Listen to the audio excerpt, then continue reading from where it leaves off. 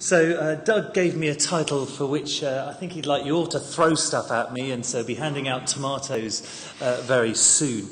But for some weird reason, I seem to like minority sports. So minority number 1, I'm left-handed. Ooh.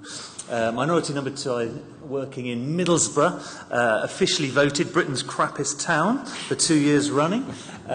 Minority number 3, I seem to be trained in this funny posterior fissure-based approach, and I seem to even like it. But minority number 4, for some incredibly stupid reason, I'm pig-headed enough to want to do cardiac surgery as well as thoracics, which is a very strange thing to do. I must have been dropped at birth or something.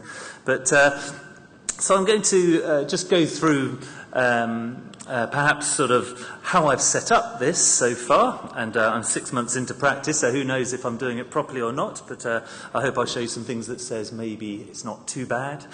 And then maybe I might just give you a few reasons why I think mixed practice might not be too bad an idea, although Britain's best VATS lobectomist is actually also a mixed practice surgeon, although he does tell me that I may be the last mixed practice surgeon ever, but there we go. So how did I set up this service I've got?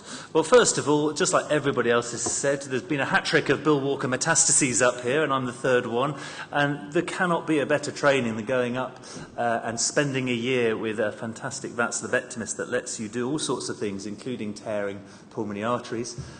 So we wrote this in Tristan Yan's brilliant Annals of Cardiothoracic Surgery, and we published my series actually in this. This was my 59 cases. Also, we split it into groups, showing that actually my first 30 and my last 30, they had the same amount of time, the same complications, and for some strange person that dives straight into the fissure, we have a 7% prolonged leak rate, which is nice when it's not when it's not a fissure last approach, and we've got pretty good findings there. 180 minutes, but we do quite a lot of lymphadenectomy at the end, so I'm pretty happy with that, and I think we've continued that in Middlesbrough. This was my oldest VATS lobectomy. She said, I'd really want to, will I get back on my moped, doctor, at the age of 89 years old? And sure enough, she did get back on her moped, although this isn't 3 days post-op. I'll tell you that for nothing. You probably can't see this too much, but also during our year we did a lot of other things, and that top video is actually Hans Pielegaard's video when he came to visit us, and it's up on YouTube. 95,000 hits that's had. So we had a great training in various VATS lobectomy techniques, so I certainly felt very able to come back and do VATS lobectomy, and Edinburgh's quite good for a few other things as well. It's quite nice in August for the odd festival. So that was nice. And just like Gianluca, just like many other people, I was thinking quite hard about how am I going to set up a VATS lobectomy program when I come back. We actually wrote a paper on it, and I thought about how to do it. And just like you, I found this paper. It's an awesomely good paper by Professor Edmondson, and it shows exactly how you should set up a practice. And it's by engaging everybody in your team and making them feel part of it. The paper basically said the big shouty surgeons that said, this is just difficult for me, you guys keep up. All their staff hate them for it. They hate the procedure. They don't like doing it. And all the young whizzy surgeons that say, come with me, this is a team approach, we're doing it together, all their staff love them.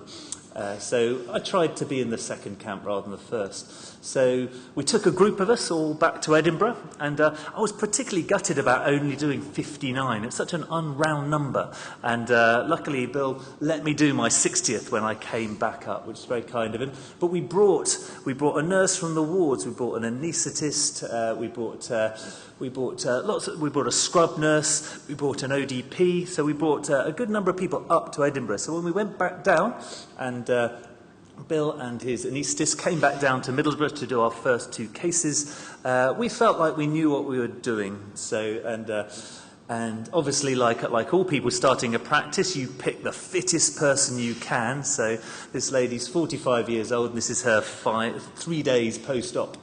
And then obviously I'm sad and cheesy, so I went to the local rag, and they published it for some reason. So that was good. So for this strange mixed practice, bastard hybrid surgeon. What have I done so far? So I've been in post just over 6 months now, and we started VATS lobectomies 1 month in. So I've done 24 VATS lobectomies. The posterior approach is particularly good for segmental resections, in my view, and I've done a few of them. So we've done 24. So I'm thinking probably we'll do about 50 in the first year, which isn't too bad, really. In total, I've done 100 thoracic so far, and we've done a few other things, and VATS has allowed me to do sort of other things as well. So I think that's a fair range of thoracic procedures for anybody, really. So what about the other side? What about the evil enemy side of my personality, the Jekyll to my Hyde? So how do you set up safe cardiac practice as well as safe thoracic practice? Well, the key, I think, is really just get good training, just like thoracics. So I've done 345 cases. I'm quite a slow learner, so I've been in training for years. And I've done 80 independent and 50 or so sort of valve operations. And what have I done to date? Done 53 cardiac cases. I just stick to grafts and AVRs and things, and nothing too complicated. Strangely, you get sent all the little, can you take a piece of lung and can you take a lymph node and all that sort of stuff. So there's a few weird ones as well. But they've gone pretty well. I've got the same mortality as my colleagues and things. So how do we do it safely? Well, I'm very lucky in Middlesbrough. We've got Simon Kendall and Steve Hunter and Johnny Ferguson and Andrew Goodwin, and they're all tremendously supportive. So I've had a few occasions to ask them to come into theatre, had to get them to scrub once, and that's been brilliant. And also, being on call for cardiac and thoracic's been, I've had people there if I need them. Haven't really needed them much, but they've been very helpful. We're great. When we have bleedings and reopenings in cardiac, the on-call surgeon does it, not me. So when you go home if you're not on call. That's really nice. So we're very supportive as a group. The other thing that's helped being mixed practice, because 3 of us are mixed practice, is we can cover all the MDTs because there's 3 of us. So I cover Darlington and Middlesbrough, and I might go for a cardiac one in Carlisle because it's near my house. But we cover all our MDTs very successfully, and which I think is quite an advantage of the mixed practice model. Right, why is mixed practice awesomely brilliant, and why do you have to get your tomatoes ready? I think one of the strongest reasons in support of it is our very quick, what we call the fax to knife time. We're very quick at getting to see the patient and getting them onto the table. This is our circle. This is the thoracic blue book. Obviously not everybody submits, but out of those who submit, which are generally the best units, we're virtually the lowest in getting them into theatre. Patients love this, the respiratory physicians love this, and it's good for patients. And why is that? Because we can be flexible with our lists. My mean time from getting the facts to getting them on the tables, 11 to 15 days. We collect this data as well. And it's down to 5 to 10 days for the little stuff, the stuff we all hate, the bolectomies, the empyemas, etc., because we can bang them on the end of a cardiac list. We do 2 cardiac cases and we bang on a little bolectomy or an empyema or something like that. And that really does allow us to have very fast turnaround times for these people. And boy, do the respiratory physicians like that. If you can take that bubbling drain off their units and bring them in. And this is a very patient-centred approach, because that's what the patients want. The patients don't want they don't want Philip Dartevelle to fix their pneumothorax. They want someone to do it quickly, because at the end of the day, it's not too tricky.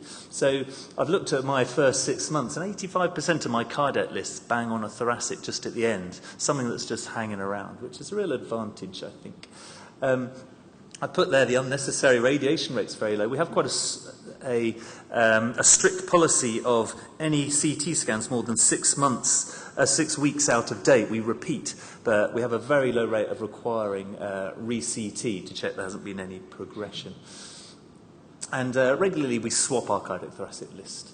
So what's the other key to our speed? Well, when the fax comes in, the secretaries look at the list. The secretaries put the patients onto our slots. They've got a 6-point system, 3 points for a graft, 2 points for a lobectomy, 3 for a VATS lobectomy, 1 for a minor, and they're allowed to put them onto any of our lists before we've even seen them. We then see them in clinic. We then just agree that that was the right procedure, and that allows a very smooth system. We don't have just this is my hospital, I do that, I go away for 2 weeks, it banks up. We pool absolutely everything, and the secretaries help us to allow this smooth flow system, which is, I think, again, the key to our fast turnaround time. And again, on the other side, if we're a bit quiet on thoracics, I can pick up some cardiac cases, because again, our cardiac lists are all totally pooled, and just the next person available does our cardiac slots. So there's our positive thing. What might be negative about mixed practice? Well, I'm sure you'll say, can I keep up with both specialties? Well, I do quite a lot of cardiac type sort of journal stuff, so I think I'm fairly up to date with that. I did think I was going to keep up with thoracic practice, but having been to Philip Dartevell's talk this morning on carenal pneumonectomies and complete stenectomies and pancos, I'm not sure I'm quite up to that, but I'm not sure how many here would be up to that either. So can I keep up with VATS lobectomy? Well, I'll probably do 50 this year, which is not bad, is it really? I mean, maybe I could do 100 if I was pure practice, but that's not too bad. So I'm not sure it's too bad, that. And so I think it's okay. I'm not sure you'll all say I think we'll change, but that's that. So, and I think the future is very bright and very exciting for thoracics. I do like the posterior approach VATS lobectomy. I'm going to Diego's course on Wednesday just to see if the grass is greener and have a look, because his videos are absolutely fantastic. We're starting NUS procedures on the 10th of July. Sean Barnard's coming down to our unit to get that kicked off for us. We've already started rib plating, having been to Sean Barnard's course on that last year. I'd quite like to start VATS pneumonectomy, but it really has to be a specific patient, I think. And my colleague Johnny Ferguson's just started VATS lobectomy again, which is really nice. So the future's bright in Middlesbrough, and I think a lot of this is down to Mr. Walker, who kicked me off and gave me a great start. So I'd just like to say a personal thank you to him, and thank you all for listening.